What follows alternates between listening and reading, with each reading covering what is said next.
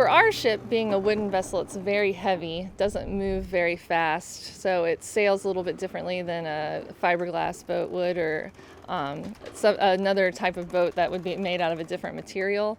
A lot of boaters aren't familiar with our square rig sail plan, so sailing a ship like this is very different than sailing one that has fore and aft sails, which most of the modern vessels you would see in our harbor do. So those two things are very different. We have a lot of freeboard, so that's space of the ship like up above the waterline. So when we're sailing, or even here, sometimes you'll feel a gust of wind hit the side of the ship, and so that's something that a boat that's lower profile, close to the water, doesn't really have to contend with, that we do.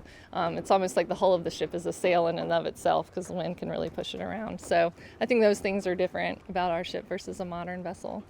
Being here and talking about it is one thing, but actually seeing the ship move under her own power is really something different. So once you kind of have everybody up in the rig and they do the work that they're supposed to do, and then you put your feet back in the deck and you turn around and you look up and you see the sails and the wind in the sails, it's really an amazing thing. It's something that you don't get to see very often, so it certainly makes an impression on you.